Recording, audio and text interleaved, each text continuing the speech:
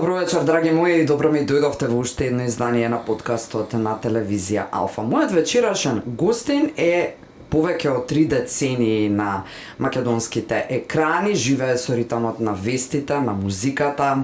Тој е новинар и уредник, тој е хроничар на едно време и е сведок на најважните општествено-политички настани во Македонија сите овие над 30 години, односно поточно 35, како што можете и да видите во насловот кој го гледате на долниот дел од екранот. Вечерва ќе имаме едно искрено и длабоко интервју, ќе разговараме за љубовта кон новинарството, за тоа дали после 30 и кусур години оди со истиот жар на работа, новинарски жар, дали младите новинари го имаат истиот ентузијазам како ние, односно како тој во неговото време кога почнувал, и ако не, зошто не е тоа така. Се навраќаме на неговите исто така музички почетоци на сцената, на тапаните и многу од вас веројатно го видоа на јубилејниот концерт на Меморија баш како тапанар на 2 извонредни композиции, на кој му текна веќе во најавата супер, на кој не. Вечерва во подкаст на Алфа е Антонио Димитриевски. Добро вечер и добро ми дојде. Добре те најдов и тебе и гледачите на Алфа.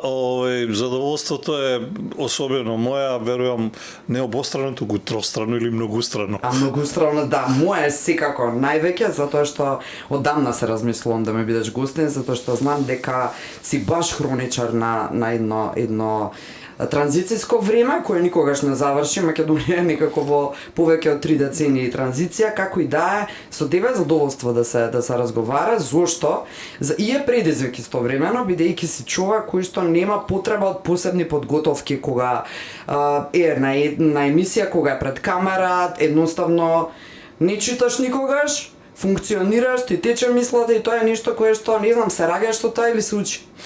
Па веројатно и едно и друго, знаеш како велат, како викаат овие спортисти, 2% талент, 98% работа.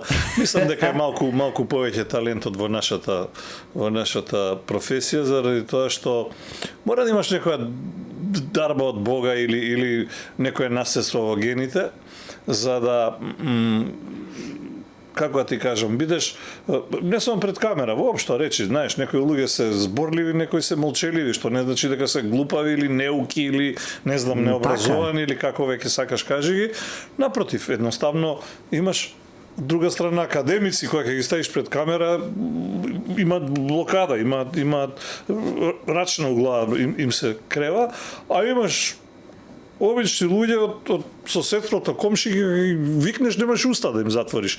И тоа е веројатно таа предиспозиција за како се вели кореспонденција со од комшиите до соговорниците у професијава, ама за да не изгледаш како да не звучиш како комшиките кога пијат кафе, ќе кажеш нешто да има тоа и содржина и тежина и едноставно да држи вода, што велиме народски. Мора сепак да си малку поработел во професија. Тако ќе ти седна новинар од другата страна и веднаш ти го изместува сценариото, сакав со друго да почнем, ама како и да е, ми е баш момент за ова прашање следно. Зошто не го гледам овој стил на вроден или занаетски професионализам кај младите колеги? Па има повише причини за тоа. Прво, времето во кое живеат не е тоа. Заради социјалните мрежи, мислиш? Ќе дојдеме до социјалните мрежи. Социјалните мрежи се, како да ти кажам, опашката. Главата почиња од дома, од родителите кои се ложат веројатно на изместени вредности, па до образованието кое веќе не е такво како што било во, не знам, твоја, ама во моје време сигурно. И кога на сето тоа ќе ги надодадеш домашното воспитание и социјалните мрежи, на крај добиваш една искривена вистина за реалноста. Знаеш како, порано кога ќе нешто сгрешиш, како велат, 3 пати јадеш ќутек, еднаш кога ќе кажеш во школа кога ќе сгрешиш, па ќе добиеш ќотек од учителката, директорот, кој ќе кажеш дома ќе добиеш ќотек од таткот и мајка ти кој дае веќе, па кога ќе отидете на училиште да му кажат кај е проблемот кога ќе се вратиш дома и трет пат добиваш ќотек. Денес кога детето ќе сгреши, крив е наставникот, професорот, него бива од друга партија е, доаѓа на работа колку да земе плата, незадоволен е од не дека по нешто и нема вистина во тоа, ама вистината е негде на друго место. Никој не тргнува од себе, сите тргнуваат од другите. Ги изгубивме вистинските вредности во таа смисла на зборот. Во секоја смисла на нештата. Може ли да се промени и што можеме ние да направиме како еве постари, да речеме, новинари во фелава, за да ги вратиме на, не знам, прво да им го вратиме ентузијазмот на помладите колеги, да ги натираме да си ја сакаат работава? Не, прво треба државата да направи. Ние немаме ЕСНАВ прво, треба да направиме ЕСНАВ. Тоа, вакво здружение, такво здружение декларативно. Така, се сложува. Државата мора да направи ЕСНАВ во која ќе се седне, па ќе се направи збирот сите здруженија и еден населен синдикат во кој новинарот ќе биде максимално заштитен. Не дали тоа ќе го тепаат на улица или не знам, ќе те тепаат и ако не си новинар, ако условно речено, да не кажам по-скопски се урчиш, така што секако ќе добиеш ќотек. Проблемот е во нешто друго. Проблемот е мора да се постават параметри, значи достоинството на новинарската професија почнува во тоа да се знае кој е газда, кој коси, кој вода носи и да нема мешање еден во друг во надежностите. Со приватизацијата, знаеш, работата е врзи го коњот, газдата кај што ќе ти каже, па цркнал макар и газдата и коњот. Не е така. Газдата е газда и нема мешање во редурачка политика. Не може директорот да биде главен уредник, кој што гледаме подредени телевизии, да биде да се прави најновинар од новинарите. Не, ти си директор. Зборот директор подразбира нешто друго, зборот собственост подразбира нешто трето, зборот главен уредник нешто четврто. Тоа е првото. Второто, достоинството на професијата во незиното валоризирање. Гледаме дека 8 рака на срце последниве години македонската радиотелевизија, каде е нешто подостојно и многу повеќе од сите приватни телевизии, радија, медиуми, портали, како сакаш веќе, дојдовме да бидеме на работна екзистенција. Не заради тоа што не знам, одредени газди не ќе да те платат, некои да, каде што има пари, да не ги бројам може ми сме премногу? Една-двете, не е само прашањето во количината. Во количината, ако сме премногу, нека има и... Да речеме националните телевизии се де факто премногу, на 1,5 милион луѓе. Јас се согласувам дека е така, ама грешката е веќе направена, се ти не можеш да му земеш фреквенција. Што ќе кажеш на Алфа? Од утре нема да имате фреквенција, треба да има причина за тоа, не е тоа така. Тоа е една работа. Втора работа, да речеме, тука може да се интервенира во доменот на порталите. Имате сега стотици, илјадници портали кои се човек портал, па дури ботови, нема, никој не работи, нема вработен, нема, како се вели, нити некој некого плаќа, нити имаат импресум, нити се знае кој уредува, што уредува. Едноставно се измислени за одредени цели, интереси, партиски, поединечни, бизнис интереси, како да е, и така натаму. Значи, треба да се направи тој ред, да ако сакате да имате медиум, треба да се знае точно собственоста, треба да се знае број на луѓе по име и презиме вработени, треба да се знае и нивото на минималната плата да биде на ниво на кое ќе можеш да привлечеш некого од улица, да почнеш да го учиш. Оти никој од нас не се, колку може сме имале некоја дарба талент, ама сето друго реков работа. И сега ти да, и ги спомена и студиите, спомена и образованието, така е, тоа е системски цел.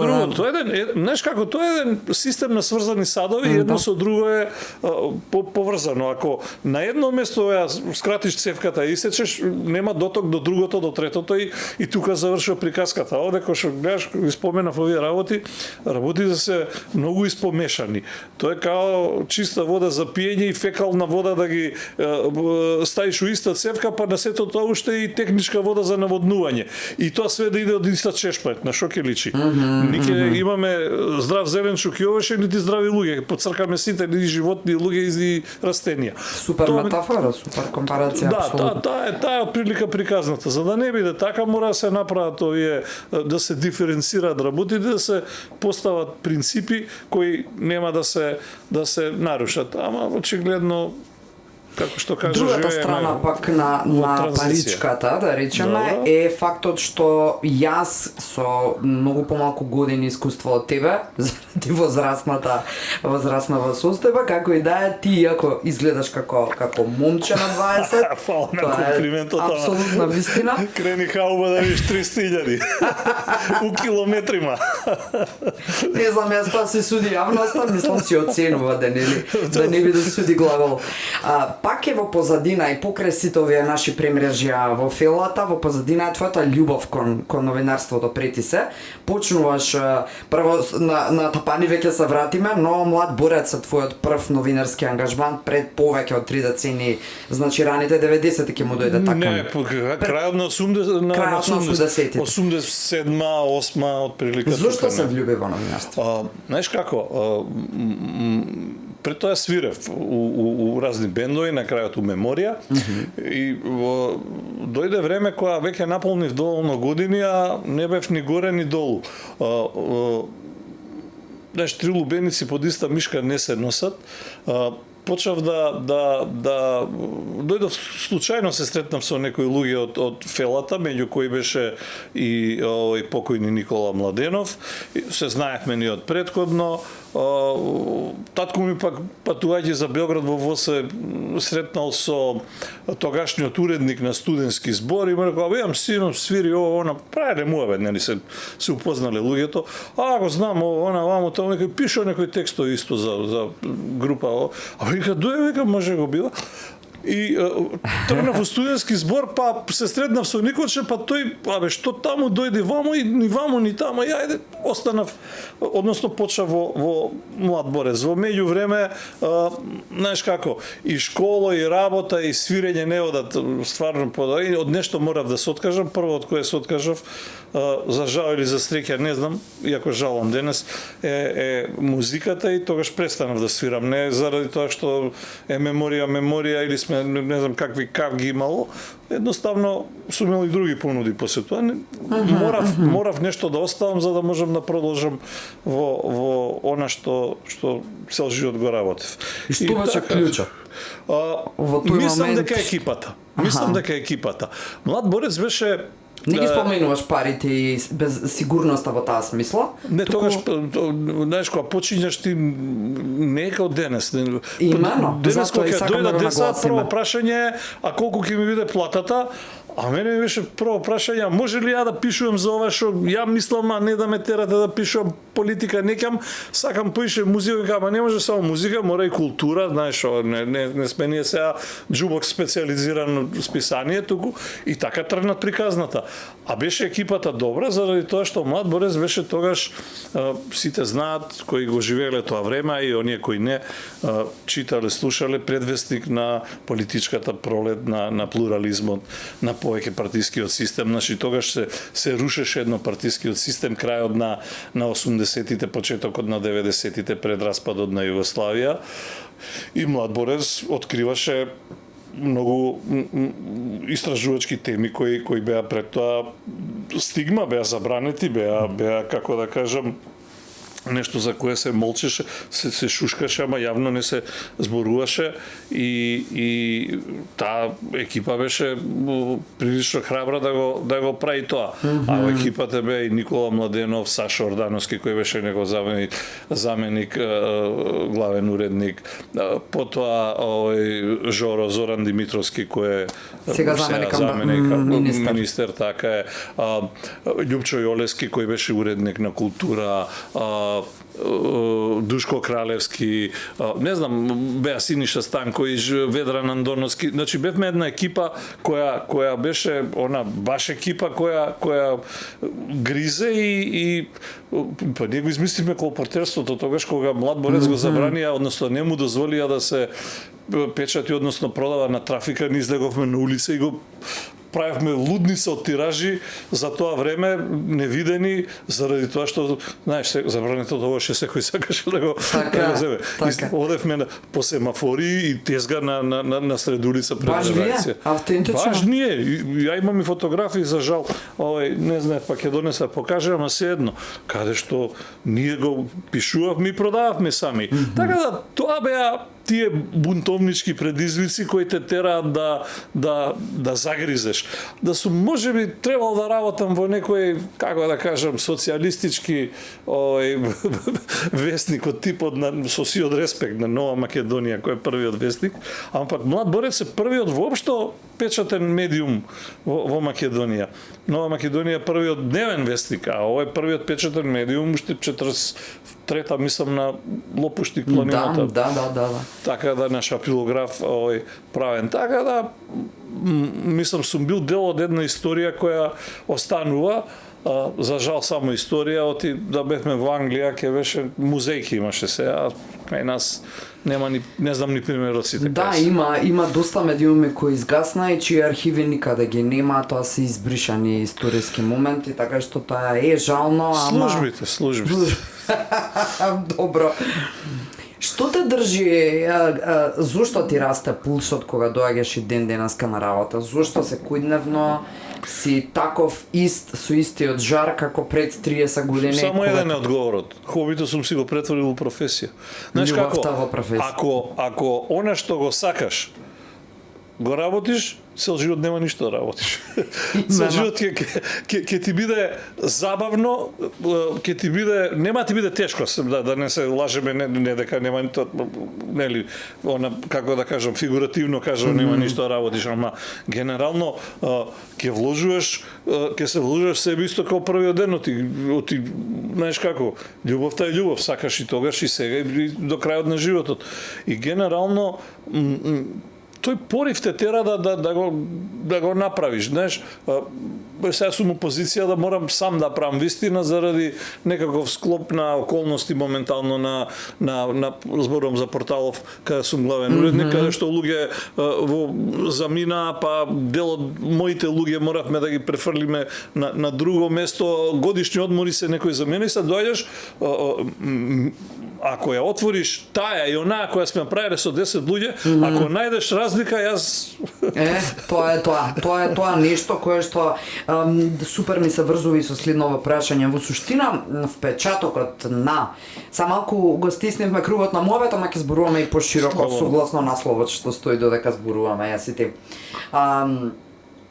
Зошто има разлика кон учењето новинарство и сакањето новинарство и барањето и трагањето по вистината. Зошто денеска како да има разлика? Што е потешко, да научиш новинарство или да сакаш вистината? Ја не сум студирал новинарство и не знам на новинарство колку се учи новинарство.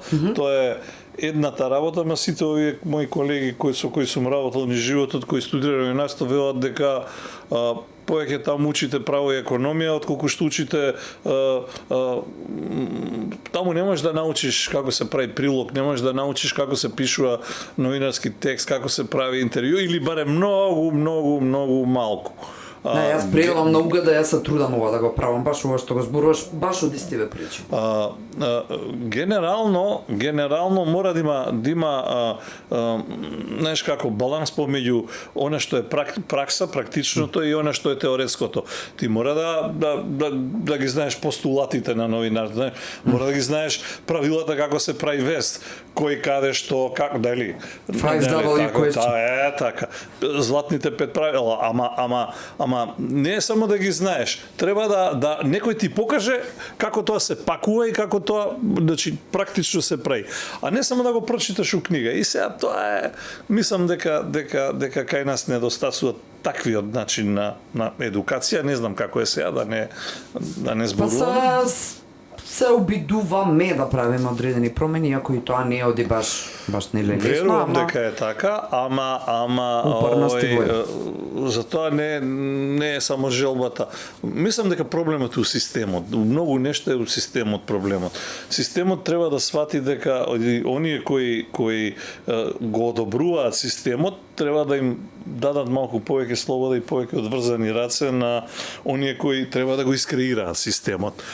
Сега тука е таа спрега практично помеѓу едното и другото и стално има антагонизам затоа што овие се плашат од паметни луѓе, па знаеш како. Така убаво кажам. Не бе, се си одговори онака како што реално е и како и тука е практично овој доаѓа до оној, како да кажам, расцеп на нештата. Се надам дека со тек на годините тоа ќе се приближи, некој ќе свати дека паметните луѓе можат да ти бидат од користа, не само од штета. Ама дека се додадена вредност секако и дека не треба да се плашат од умните луѓе, така е апсолутно. А од оваа перспектива сега спомена дека ти е жал што си прекинал со музиката, но што би му кажал на младиот Антонио што почнува во Млад борец сега од оваа перспектива? Не знам дали можеш на млад човек до толку да му дадеш оставаш да го знаеш како на младите не треба да им даваш памет, само треба да им го трасираш полека координати да им даваш, само да не излетаат од патот. Знаеш како кога возат рели, па овој што вози не дека не знае да вози, знае, иначе не би возел. Ама има еден до него што само му вика лево, десна кривина, десна, пази сега тука има тумба, знаеш, како да ти кажам, само тоа за да не се изгубат или да не забегаат.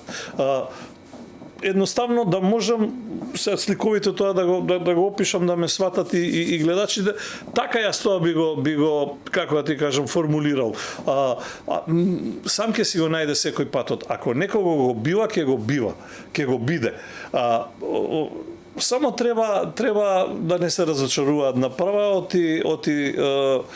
не секогаш парите се пресудни и не секогаш, како да ти кажам, првата кривина или првата слепа уличка во која ќе заталкаш, значи дека нема издес. Не, врати се назад. Сите ние сме поминуваме низ сили харибди, низ тешки периоди у животот, како што приватно поминуваме, така поминуваме и во љубовта, и во не знам, во односите помеѓу не знам, брачни другари, колеги и така натаму. Така и во професијата имаш тешки моменти, лесни моменти, знаеш, некојаш се ти оди од рака, да сами ти се редат работите. Некојаш да се убиеш, немаш, ми се случува денес да ми доаѓа, не можам најдам гостин, знаеш, овој не може, оној не му е сега моментот, требало да чекај представа да изиграме. После овој другиот, не знам, сега спремал албум, па кој ќе му бидат готови 5, знаеш, и следаш, некојаш 5 души ти се јавуваат и можеш да бираш од кого. Ама проблемот е, не треба се откажеш ни од едното, а ваму не треба ни да сгрешиш во изборот. Така. Сега тоа веројатно со тек на време искуството го прави своето, ама зборот ми беше би ги посоветувал да не се откажуваат. Грези, еден ден, знаеш, тоа што си го загризал ќе како да ти кажам, ќе добие на значење, на вредност. Одбираш правецот те носи кон естрадно новинарство, ако може така да се каже, значи културно-забавен живот и така натаму, успеа да избегаш од директно политичкото новинарство, иако ги имаш став кој се почитува и кој се слуша кога ќе го изразиш јасно, и на тема политички случувања, општествено политички процеси, меѓутоа естрадата останува твојот фокус. И сега кога сме кај естрадата, сакам во едно прашање никако да ја спакувам и меморија. Мислиш ли дека се појави на јубилејниот концерт на Меморија, како еден од првите тапанари и така натака? Мислиш ли дека естрадните уметници кои што јасно и гласно го бранат македонскиот идентитет преку настапи, преку текстови на песни, преку сама музика и така натаму, треба да имаат поинаков институционален третман? од останатите? Не, види, знаеш како, естрадата е... Ова прашање ми се наметнува и околу сите оние случувања после одобрување пари за документарецот на Сладкар и така натаму и така натаму. Те разбирам ја за суштината на прашањето, но генерално ако ме прашуваш за некои работи, државата можеби треба негде да потурне и помогне, ама оној кој е квалитет, на него не му треба туркање. Значи, не можеш да бидеш никој ништо, а да тебе те субвенционира државата. Мора да си име и презиме. Друго прашање е, какви се твоите политички ставови, како е твојот однос кон, како се вели, она што е национален интерес, она што се патриотски теми и така натаму. И, тоа не значи ако си ти врвен уметник дека твојот политички став се поклопува со актуелната политика или се коси со актуелната политика. Или дека тоа треба да е мерило за ти да, Абсолютно. не знам, добиеш субвенција. Сега, кај е проблемот? Ако тебе ти се допаѓа да оние кои следат ќе ме разберат. Државата која ти не можеш да ја наречеш со името кој е наметнато и променето, а ја нарекуваш, тоа е твој личен избор. Ама од друга страна, немој да се лутиш ако утре оние кои се против тоа не те играат. И обратно, да ги прашам сега нив. Ако не ви се допаѓа и сте биле против татковината да ја нарекувате и да го сменат името така како што е променето, тогаш немојте да ги играте оние кои имаат различен политички став. Не да им забранувате да бидат уметници, ќе си бидат и понатаму врвни, ама немојте да ги ставате на пиедесталот на битниот ден или на битен датум и така натаму. Оставете простор за некои кои тоа го заслужиле, односно не дека овие не заслужиле уметнички, туку оние кои се согласуваат со тоа со кое сите мислиме дека така треба да биде, а не поинаку. Така. И сега, знаеш, имаш мене тоа, како да ти кажам, тој двоен аршин ме нервира. Од една страна уа по овој, уа по оној, а после тоа и овој и оној го ставаме на пиедесталот таму каде што заради на местото заради кое исто го плукавме претходно. Чекај да бе луѓе. Зборувам и за едните и за другите. Или сте црни или сте бели, не може да бидете шарени како вас ќе ви се допадне и вас како уметници и вас како власт. Така, одлично кажано. И посликовите здравија, достоинствено и културно во секој случај, ама тоа е тоа кога си. Не сакам имења да споменам намерно. Не, јасно е се, не треба ништо да се спомене, апсолутно. Баш сега конкретно на тема естрадата, мислиш ли дека имаме многу повеќе пејачи колку што имаме вистински естрадни уметници во моментов? На естрадата не недостасуваат ни пејачи, па дури ни автори. Можеби и недостасуваат по мене две работи. Прво и недостасува јас знам кај е целиот проблем, зошто ние цело време не можеме да го поминеме Табановце, а овие од озгора едни, други, трети, која сакаат како сакаат се шетаат по Македонија, некои тоа no name, искрено no name однос. Ние покажавме со последниве години особено, кога ми се пружи шанса, Калиопи, претходно, не знам, ДНК, Бог да ги прости, Андреј Панчо, Владо Јанески, како се вели, Меморија, Калиопија спомнав, Два Бона, Лозано, Нокаут, еве ги Елвир Јован се. Сите ја наполнија или Борис Трајковски или Јане Сандански. Кај е проблемот? Што е поразличен некој што ќе дојде од Србија или Хрватска и ние паѓаме унесе? Што е па? Што треба 5000? Да, Јован кога беше гостин на овој истово столче, кажа една интересна стратегија во 3 чекори, како да се реши, баш беше.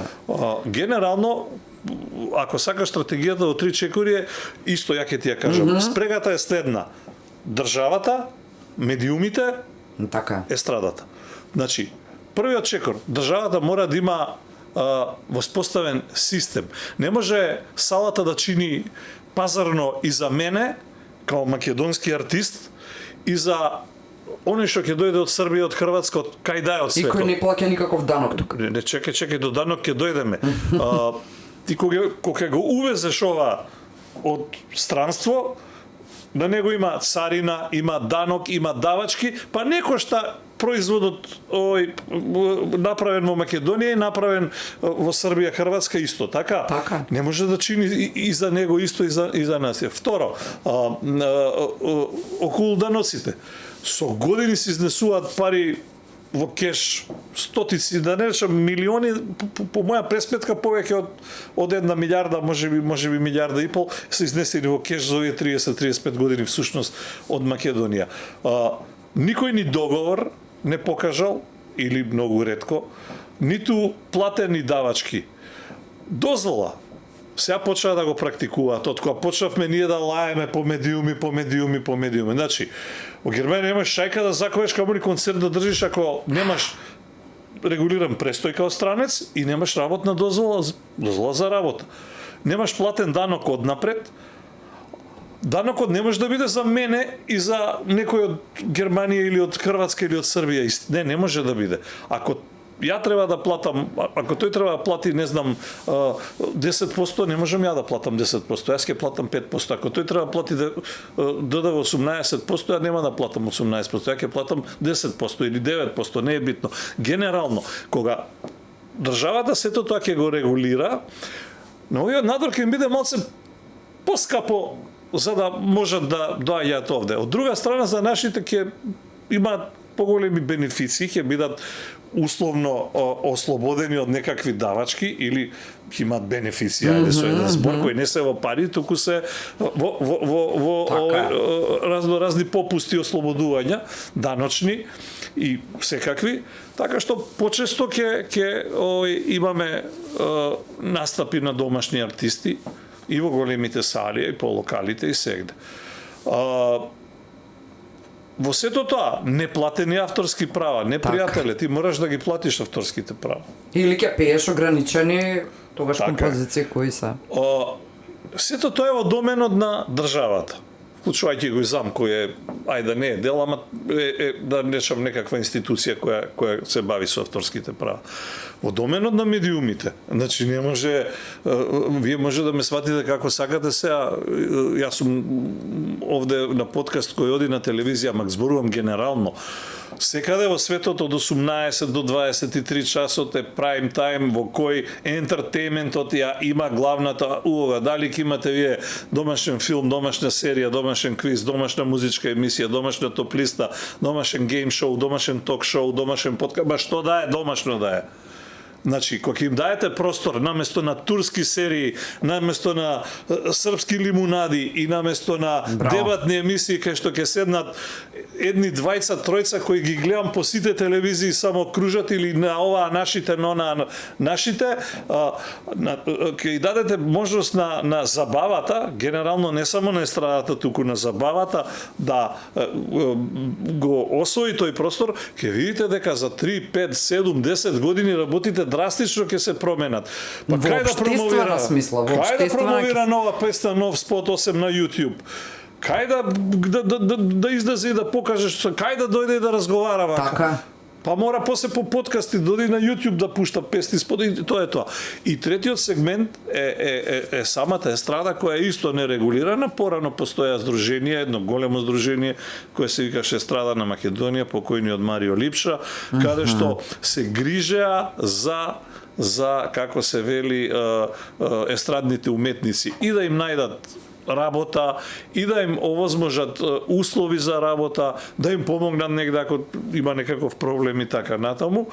Сега тоа може да биде независно или може да биде во рамките на... Јас цел живот велам дека во Министерството за култура не направија за сите овие 35 години еден департмент за естрада. Значи, направите луѓе две канцеларии, естрадата е битен фактор. Гледате дека естрадата носи многу пари, естрадата носи многу ризици, кочани неливи е памет. Така.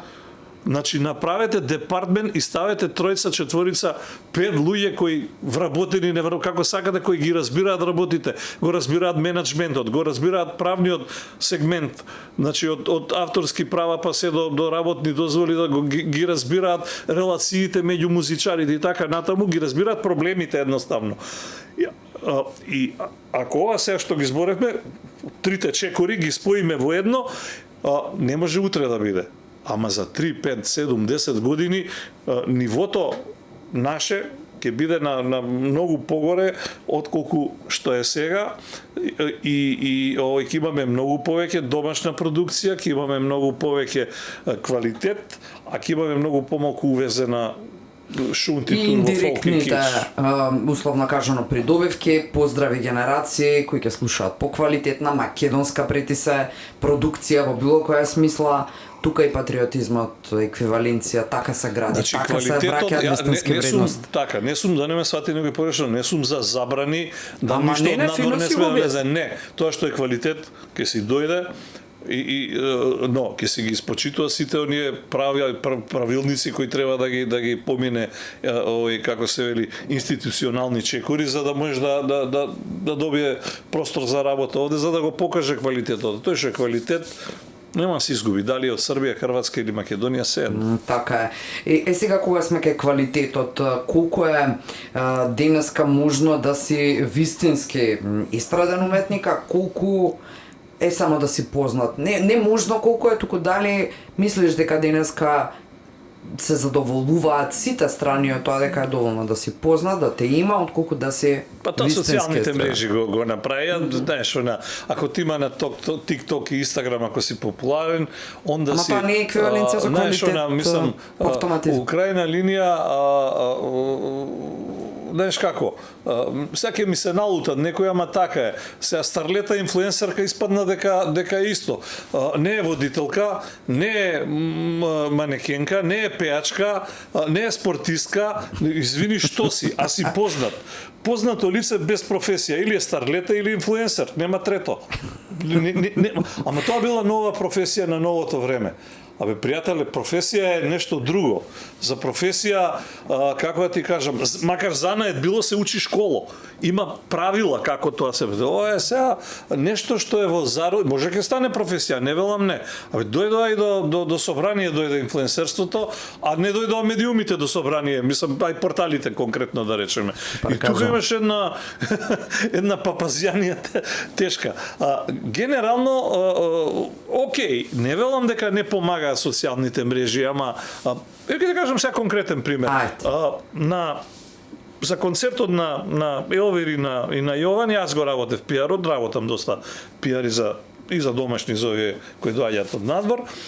И што се случува? Со тимот кој седнавме заедно со Елвир, Јован и артистиве, заклучивме дека правиме стратегија, нели, на овој медиум тогаш, на портали тогаш, не знам, по подкасти тогаш, па ти ќе идеш ваму, ти ваму, правиме некаков тајминг, правиме некаков како да ти кажам скеджуал, како тоа ќе оди. И сега некој предлага, абе, социјални мрежи инфлуенсери, да, важи, да.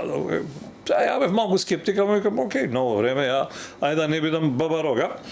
Важи и се одбра еден инфлуенсер, две инфлуенсерки, три инфлуенсерки кои треба да као, знаеш, преку социјални мрежи да го рекламираат концертот, да што ја знам, за возврат ќе добијат VIP маси за концертот, ќе добијат подароци од спонзорите. Ефектот на крај, ако беше, ајде да не претерам, ама еве вака нека биде 90% од медиумите Значи дали се печатени, односно не печатени веќе и нема, мај по некој. Генерално дали се портали, дали се радио, дали се телевизии, дали се подкасти, беше 90%, 10% беше од така наречените инфлуенсери, заради тоа што некои дури не дојдоа ни да се ги подигнат подароците. Некои дури не се ни појавија на овој како се вика. Да, генерално можеби тоа има ефект за одредени трговски марки, јас не знам, ама дека ти ќе станеш звезда ако те рекламира еди кој си или еди која си на Инстаграм. Немаш ли ти песна, немаш ли ти овој како се вели пакет харизма настап. Апсолутно, еден пакет од себе кој треба да го имаш. Чабе ти е сето останато. Антонија спомена што се случува со светските телевизии во прайм тајм и така натаму, нешто што и кај нас беше баш така своевремено. Не само светските, во комши, ти во Грција имаш турски серии, ама турските серии одат у 3 сат. Така. За да ги гледаат бабите, и навечер после 23:30 и бабите спијат. После, овие што се враќаат од град, ако ги интересира ги гледаат. Од 18 до 23 оди само домашна програма. И кај нас тоа така функционираше, зошто ние избегавме од тој концепт? Зошто не можеме да ги вратиме телевизиите како во 90-тите, кога работите беа, се знаеше што се случува. Се знаеше што се гледа во прайм тајм. Па праше ги, не знам, Емил, Јани, Дзинго, како се вика, Мирчевски и така натаму, не знам, они се главни уредници, директори, програмската шема, не знам која прави на телевизиите. Добра, Јани барем создава македонски серии, филмови во таа смисла. За Јани како личност, да се фативме за Јани. Не, добро, чисто да го нагласиме дека пак прави македонска продукција во таа смисла. Како актор и како режисер имам и сценарист, како сакаш, земи го генерално као лик, имам совршено високо мислење. Ме интересира зашо одат на водаџија у 8 сат или како се вика. Така е, права си. Тука се служувам иако слободен изразување. Све друго е супер. Така е, се служувам апсолутно. Добро, што им недостасува? Што ти недостасува најмногу на телевизија? Забава. Генерално телевизијата по дефолт е забава. Она е измислена за мозокот кој на работникот у Америка му го переле индустријалците кога ќе дое дома да му пуштат малку да гледа, не знам, Дик Хавец шоу, да гледа, појма немам, нешто што е нешто што ќе, знаеш, му го пушти мозокот на пасење, што викаме. Ќе го расположи, ќе го опушти, ќе го насмее, ќе го, како да ти кажам, ќе го натера да биде, ќе го релаксира и така натаму. Затоа е измислена телевизијата. После тоа почнува да користат као медиум кој може да се подметнуваат информации, на крај да се до CNN дојдовме. Апсолутно си го право. Немам што да ти реплицирам и за кој дел да ти негирам кога е тоа вистината, апсолутно. Ајде на друга тема, патриотизам. Зошто? Затоа што подкастов како концепт е за вистински вредности, како да ги вратиме, каде ги изгубивме, што ни се случува и така натаму. Може ли еден новинар да биде патриот, а истовремено критичар на власта, зошто или критичар на состојби, одредени во даден момент политички? Те прашувам бидејќи 2015-та беше еден од тие кои беа нападнати баш буквално пред своето работно место пред Радио Слободна Македонија. Ова е периодот на шарената револуција, незиниот ек. Многу новинари кои гласно зборуваа за љубовта кон татковината беа на ваков или на онаков начин, физички или на друг начин нападнати. Ти беше конкретно од внукот, ми се чини, или како и да е на тоа беше поеќе несреќен случај, па го политички врза, ама генерално и беше политички заради тоа што човекот лепеше политички памфлети на нешто што е дел од радиото, односно трафото пред радиото, од кое радиото зема струја, кој беше цело расклатено од шарената револуција, нели, од тие метежи овона. И мојата опомена, не знам кој е ни што е, опомена не го прави тоа, заврши со вербална навреда, па заврши после со физичка пресметка меѓу мене и него, ама генерално може ли да се биде патриот и да се биде критичар на состојбите актуелни во момент? Да ти кажам искрено дека не може. Не може, ако знаеш кога може, кога оној, ако си новинар, претпоставам работиш за одреден медиум или имаш свој медиум, се едно. Ако работиш за одреден медиум, ако е тој медиум близок до не знам едната или другата страна, биди убеден дека ќе ја напаѓаш другата страна, а нема да ќе ја браниш својата страна и обратно. И тоа така функционира заради тоа што генерално мислам дека во основа се парите во прашање, односно немањето на пазарно општество. Ако е државата главниот... Да, но тоа не те извади од колосекот да си бидеш патриот своевремено и да си останеш на вистинската страна на приказната. Така. Види, патриот е оној кој си ја сака татковината, има национално чувство, како ти кажам, се бори за некои вредности кои смета дека се вистински вредности, а не се на штета ниту на неговиот народ, нити на неговата земја и така натаму. Се тенка е линијата меѓу патриот и националист, ти имаш, кога ќе се помине црвената линија, се тоа влегува веќе во некои други води, кај што се мрзи се друго, осем не тоа што ти мислиш, ама тоа не е патриотизам. Тоа раѓа нешто што на крај завршува со војна. Оти еден национализам, знаеш како, раѓа друг национализам и на крај двете крајно спротивставени страни никогаш нема да седнат на маса пред да се степаат. Ќе седнат на крај. Така е. Ама за среќа успеваме да го менаџираме општествено политички тоа. Ама од после 2001 секако. Ама резултатот на сето тоа е, штетата е огромна и во човечки живот. Дали извини, сакаш да довршим. Дали мислиш дека на македонските новинари им треба и на медиумите генерално, медиумска стратегија за заштита на националните интереси, бидејќи не многу од нас во клучните периоди за кога требаше да се застане на браникот на татковината, сега оваа реченица фигуративно ја користам, не физички, не го направија тоа, лесно премина на друг наратив, многу лесно се предадоа, условно речено, повторно ова се изрази за да бидам едноставна во кажувањето, да не филозофирам предалеку. Мислиш ли дека ни треба медиумска стратегија за заштита на националните интереси? Зошто го велам ова? Бидејќи за српските медиуми, без разлика дали се про-Вучич или не, Косово е Косово и Метохија. Нема таму Република Косово, нема да слушнеш. Не сакам да звучам националистички, само како пример го давам. Кога станува збор за добрососедскиот договор, без разлика дали беа бугарските медиуми про ГЕРБ или Борисов во тоа време или не, за сите единствен беше ставот на тема добрососедскиот договор. Кај нас, при промената на името, тоа не беше случај. Токму затоа ни требава кое ти го велиш, и во Грција беше истото, кога ќе се спомнеше Македонија, сите беа против името да стае Македонија, без оглед дали беа, не знам, Сириза или беа неа демократија или кој веќе пасок и така натаму. Едноставно, знаеш, нивото на цивилизацијското нивото на политичка свест и нивото на, како да ти кажам, самосвест на загрозеност е кај нив многу поинакво и повисоко отколку кај нас. Дали затоа што сме млада држава, не знам, кој ка кажеш млада држава, ама ние бевме и во Југославија, Македонија и така натаму, генерално, но стварно немам одговор зашто кај нив се сите за еден за сите кои се националните интереси опрашај, па и кај албанците е така, и на Косово е така, и во Албанија е така и така натаму, без оглед кој на која политичка... Да, Косово е млада држава, да речеме, апропо младото ти Па затоа велам, не ми е јасно дали е во прашање, затоа велам, не ќе речеш млада држава, ама не е само до млада држава.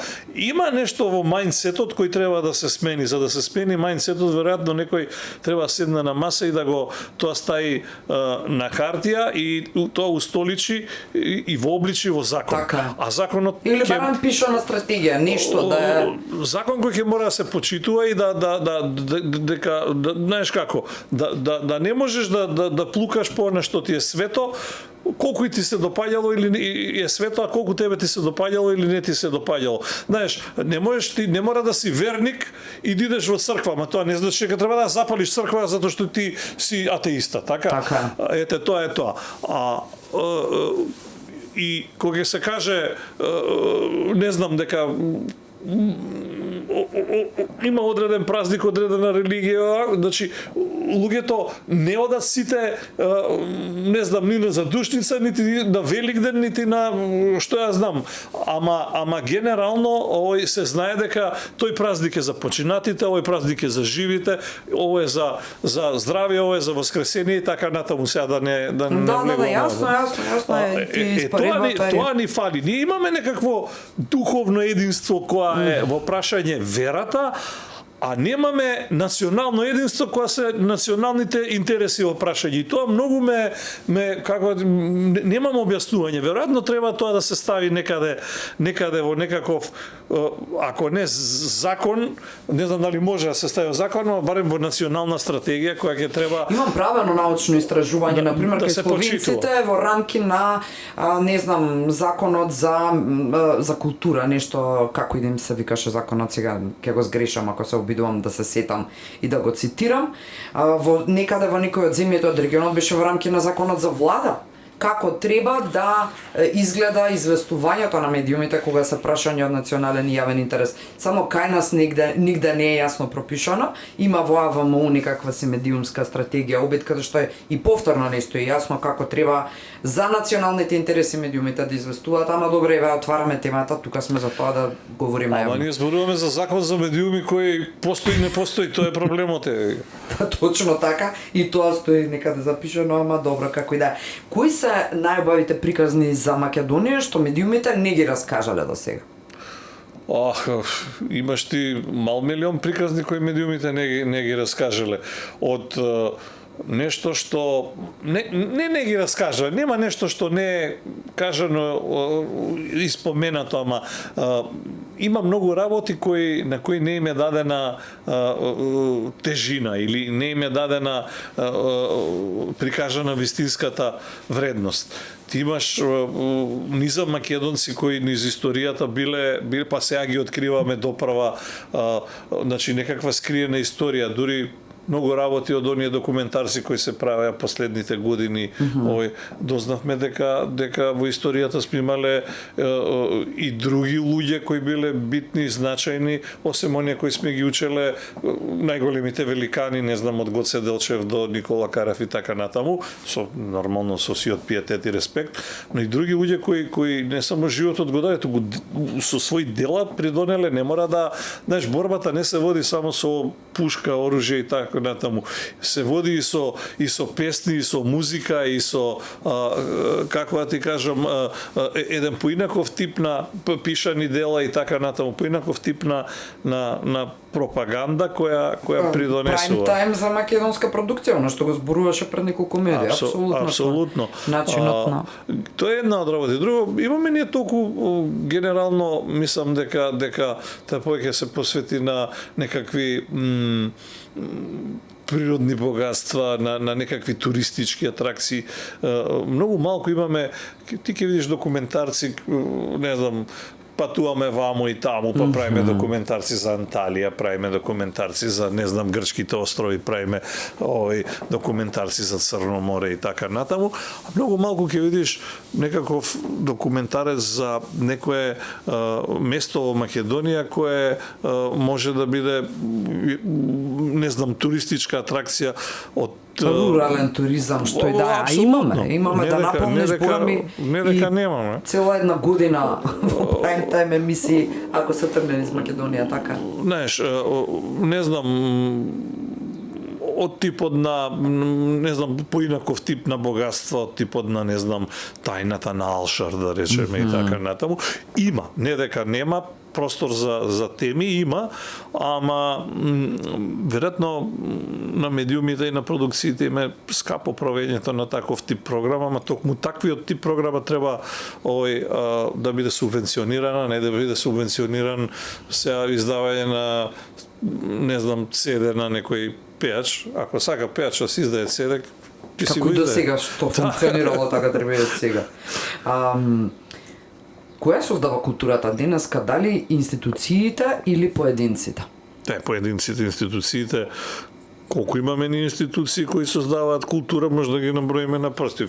Филхармонија, Македонска опера и балет, не знам, танец, овие културно-уметничките друштва, театрите, значи, меѓутоа, и во самите институции, културата не паѓа од небо, поединецот ја создава. Некој треба да напише драмски текст, сценарио, па некој треба да тој текст го разработи, па некој треба да постави режијата, да го режира, некој треба да направи кастинг, значи се тоа коцкички кои се спојуваат во еден проект. Исто и за музичката продукција, за фолклорот и така натаму. Поединецот генерално е тој кој ја создава културата, а институцијата само помага да таа побрзо и поедноставно продре до пошироките народни маси, како што конечно и на крај медиумите се тоа што треба да го промовираат, рекламираат, може би институцијата го менаџира и го селектира, а медиумите го рекламираат. Кои културни вредности Македонија мора да ги чува за идните генерации? Фолклорот е она што во кој е вткаен генот македонски, тоа значи вткаен е и јазикот. Знаеш која е дефиниција за нација? Што е нација? Нација е на збир на луѓе кои имаат исти обичаи, исти песни, исти ритуали, исти народни носи и така натаму. Во фолклорот е сето тоа вткаено. Значи тоа е, како ти кажам, ДНК-то на една нација. Секоја една нација има своја ДНК. За Македонија, македонскиот фолклор е нашето ДНК. И тоа е тоа кое треба да се... Ама било вака, било така, знаеш, има сега разни теории. До кога ќе слушаме нио? Не. Да. Или кога треба да се избере предмет во основно за фолклор, ајде сега, за народни носи или ќе учам. Така е. Но сето тоа мора да се чува, да се негува, да се надградува, во современо време да се дигитализира и така натаму, за да остане за идните поколенија кои знаеш, мене ми е на пример жал што да речеме она институција која е една од задолжените за негување на фолклорот ги Македонската радиотелевизија своевремено при моето заминување, кој беше една од причини за моје заминување од таму, беше тоа што ги растурија цели програмски целини, меѓу кои и оркестрите. Имавме оркестар за народни инструменти, народен оркестар, чалги, танцов оркестар и така натаму. Кога зборам за фолклорот, овие три оркестри беа клучни. Сега, знаеш како, она што го испеала Васка Илиева требаше да го препее Сузана Спасовска, па некој да го сними, па некој да го дигитализира, да го стави на носач на звук, за да остане. И тргнавме тоа да го правиме. Некој мислеше поинаку и од тогаш никогаш повеќе не се собра. Имам информации, не сум го размислил ова. Дали, например, Хрватскиот радиодифузен сервис ги негува уште овие? Да, дефинитивно имаат значи, и свој биг бенд. Сите имаат свој биг бенд. Има и Хрватска, има и РТС, има и, како се вика, ТВ Словенија и така натаму. Сите имаат своји оркестри, само ние ги растуривме. Оркестри, хорови, издаваштво, продукција, ние почнавме, печатавме прво касети, па почнавме CD-а и така натаму. И тргна работата, беше на пати плочи да се во тоа време и некој дојде растури оркестри, растури издаваштво, растури овакво.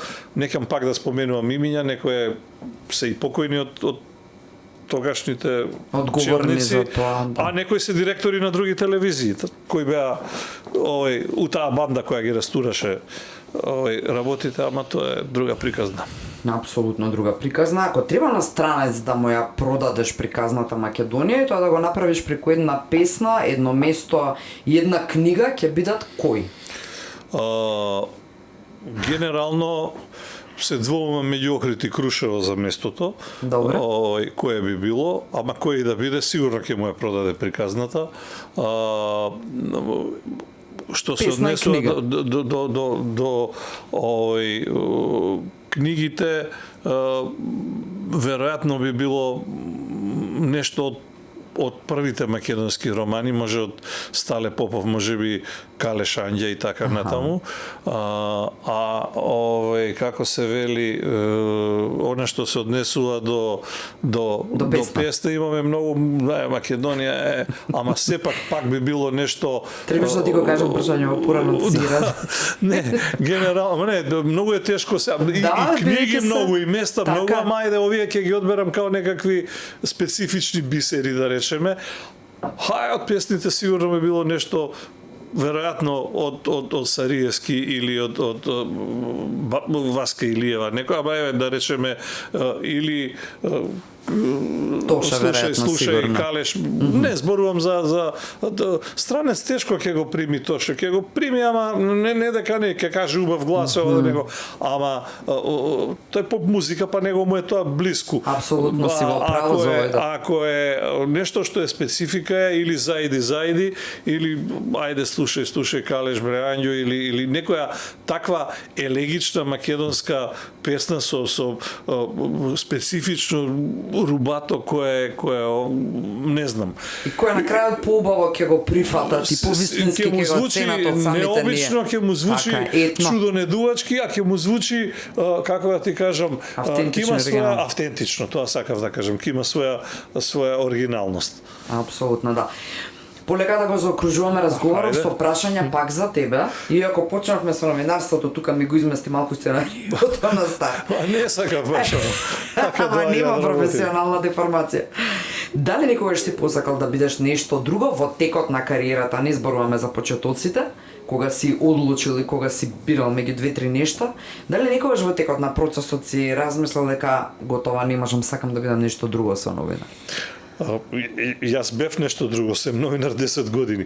Кога излегов од македонската радиотелевизија, сикам ќе излезам, ќе бидам 2004-та.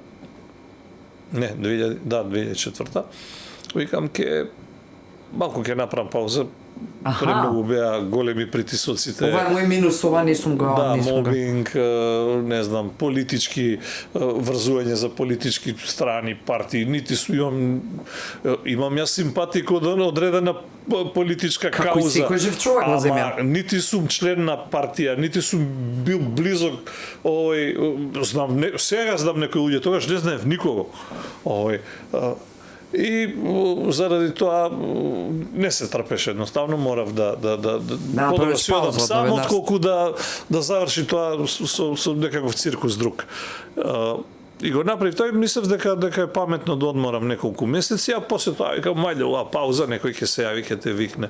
Искра, никој нема да ти се јави ако не знам, си заминеш од некаде и чекаш повик. После, не знам, 2-3 месеца сватив ја дека нема повици, ама од друга страна не сум тип што се нуди. И генерално сикам, окей, ја нема да чукам на ниту една врата, ќе почнам некоја работа која, може би не ја знам, ама ќе биде поразлично од новинарството. Она што ми беше блиску до она што цел живот сум го работел, значи и свирел и работел со музика, беше менаџирањето. Јас буквално од 2004 до некаде крајот на 2013 тоа се скоро 10 години. Не сум ја осетила таа пауза од тебе. Дали зашто некако, и ова воопшто не го ни стави во истражувачка дел дур се подготвил. Да, се занимавав со музички менеджмент, сега ќе те подсетам, па ќе ти текне.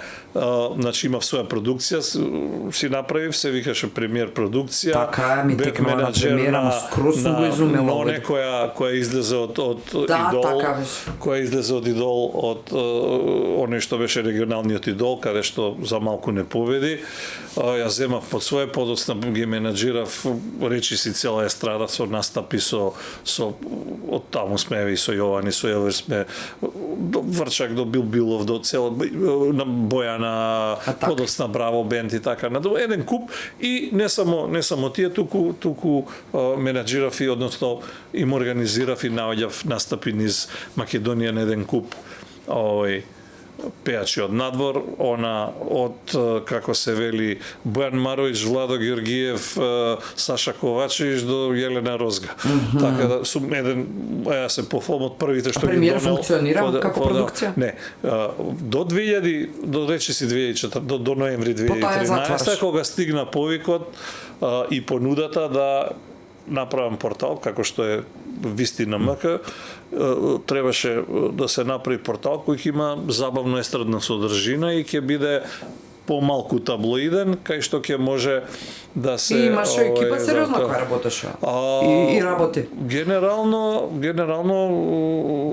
и благодарам на довербата од тогаш до ден денес, ми рекоа буџетот е тој, во рамките на тој буџет најди си луѓе, еве ти прави што сакаш, се чекаат резултати.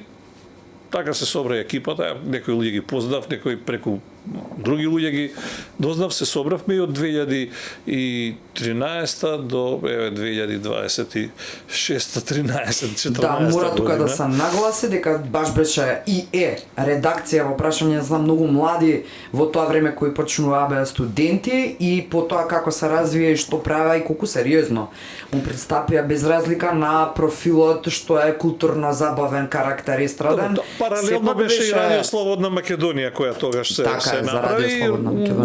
Дел од нив работеа и ваму и таму, имаше не знам, некаква синхронизација со едното и другото. За жал ми е многу за тоа радио кое престана функционира, мислам дека денес ке беше number one, ама Да, добро, ние сме држава, може би рекордер по гаснење медиуми по повеќе основи. Мене е жал заради тоа што, не знам, мене ако ме прашаш, ни ја еден не би го гасел. Кој е за ван, надвор, земи го, преземи го, ако веќе мислиш дека треба, смени луѓе, главни уредници, екипа, на крајот на криштата, и продолжи да работиш. Медиумот требаше да работи настрана од она кое што беше причина за затварање во тоа време и настрана од собствеништвото и така натаму, зашто да се затвори медиумот, ама добро, тоа е друга приказна, како што има и многу. Се случи и со ТВ Нова и со Радио Слободна Македонија, и со МП инвестициите и така. Не знам зашто гастење медиуми, по мене треба се создаваат медиуми или да се одржуваат тековните. Веројатно имало дали политички, дали економски причини, не знам. Стварно не знам. Тоа други теми за други емисии, оти сега ова. Па и за други луѓе, не сме ние не, стварно немам информации за да говорам на такви теми. Се сложувам. Која е највисоката цена што ја плаќаш, бидејќи си уште во професијава, за цел живот поминат на медиуми? Директно или индиректно? Слободно време. Значи, ако нешто ми недостасува... Ама па исто време не сам си го организираш. Се така, ама, знаеш како, ако сакаш нешто да го направиш, да биде врвно, мора да потрошиш многу време. Не може, колку да имаш искуство, каква сакаш екипа имај, мора ние ги неаме ни тие услови кои би биле нормални и логични за медиуми, за жал, тоа е Македонија. Нити буџетите се тие за да можеш ти да вработиш повеќе луѓе за да може, јас знам како треба, ама генерално, знаеш како, ако ти дадат пиперки можеш да направиш ајвар, немаш кавијар, така? Така е, апсолутно. И па тоа е, ајвар правиме, не правиме кавијар, а знам како е кавијар да се прави, ама тоа е друга приказна. Ние сме задоволни со нашиот ајвар. И сега тоа е тоа. Генерално слободното време ми е нешто што нема, ја не сум го надминал проблемот на нервози, на меѓучовечки односи. У старт ги решаваш работите. Како се решава и како се надминува? Просто е. Седнуеш и кога бираш човек, прво е многу битна проценката, кого бираш. Не велам дека не можеш да сгрешиш, но за да ти биде грешката што помала, тебе помалку криво, дека си направил, како се вели, кадровско промашување, дека кастингот ти е очаен, што би рекле некој. Имаш, како се вели, инструменти на заштита. Првото е дека количината на работа која му ја одредуваш, у старт му ја кажеш дека денес, за порталот конкретно, порталот не може да изгледа исто како утре. Значи, кој ќе го отворам, од првата до последната вест мора да се различни. Второ, топот мора да биде авторски. Значи, 5 вести, ама мала е страда, нема толку, не се случува, не сме Србија. Не, измисли го ако не се случува. Мислам, измисли го, не. Фала му на Бога, за 14 години никој не суд не дал, ама никој. Именно е, па тоа е тоа. Тоа е многу важно да се нагласи. Нека каже, некој дали се пожалил, значи, мора да умеш да бидеш блиску до огнот за да не ти студија доволно далеку за да не се изгориш, знаеш. Ја мислам дека таа вештина сме, барем ја лично совршил. За да загребам зад површина, да биде интересно за тие што ќе читаат. Да, малку го замислам сега тој за кој пишуваме и зборуваме, ама не да го навредиш и да го понижиш. Ама тоа е занаетот и тоа е кога си новинар, а потоа кога не си знаеме како излигува. Сега, ако му дадеш таа количина, односно му дадеш доволно време, му кажеш за кои пари работи и му кажеш дека секогаш кога ќе му затреба нешто го има, ама за воздрат кога нешто ќе побарам да не ескивира, и тука завршува приказката. Што значи тоа? Денес треба да се направи ова, се прави, утре може ли од дома да работам, не знам, детето ми е болно, не знам, треба да го носи. No проблем. Значи, од плажа работи, не од дома, не од дето болно. Саш идеш утре на плажа, иди од таму работи. Тој проблем. Сакам да биде сработено.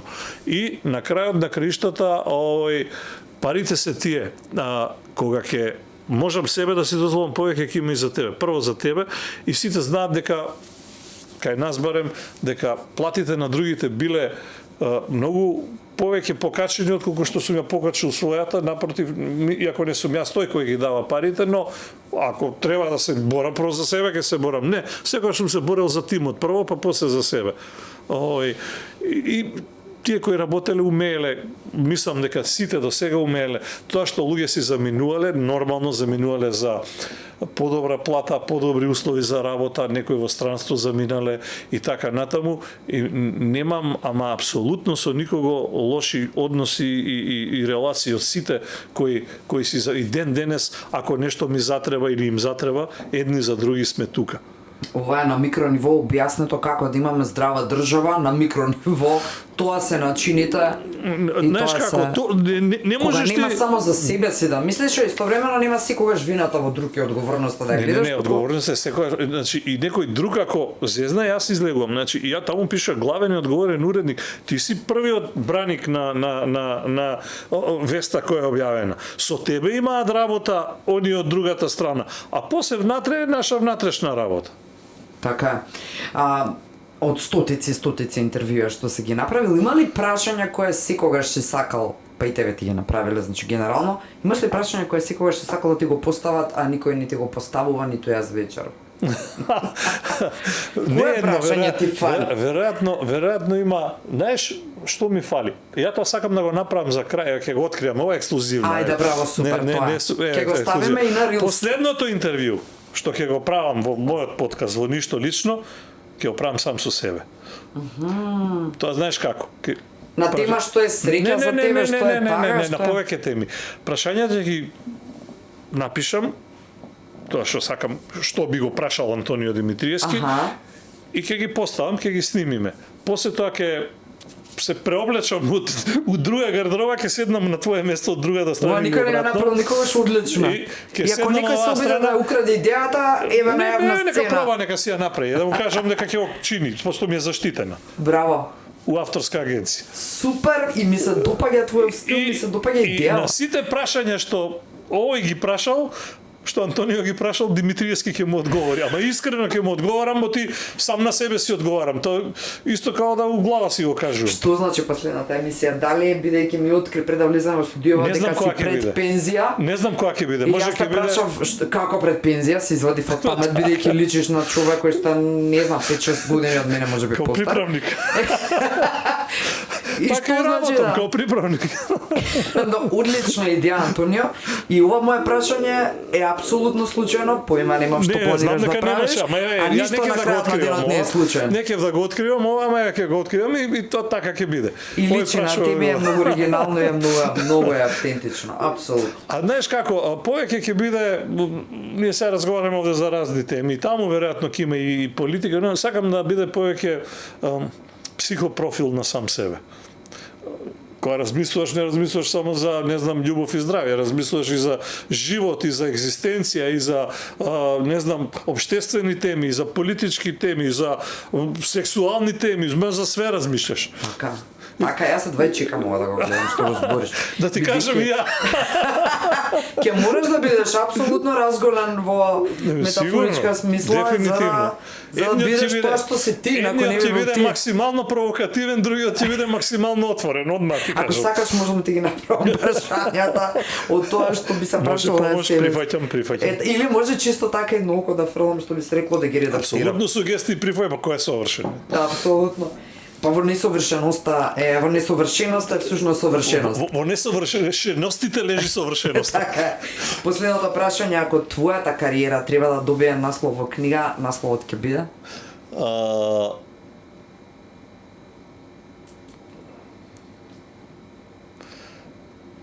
Тоа сум јас, а можеби и не сум. Уф. Сега ќе ти кажам и зошто. Еве ме знаеш. Сите ја знаат оваа страна. А зошто можеби и не сум, да. Никој не ја знае онаа другата страна. Таа другата страна љубоморно ја чувам за себе и веројатно дел од тоа можеби не се, ама ќе откријам во тоа интервјуто кога ќе го правиме Антонио против Димитриевски. Тешка ли оваа другата страна? Потешка од оваа што ја гледаме? Јас знам да видам и многу тежок човек и многу незгоден човек и веројатно две личности у животот го тоа почувствувале на своја кожа, мојата покојна мајка и која за жал не е меѓу нас, а за среќа мојата сопруга која за среќа.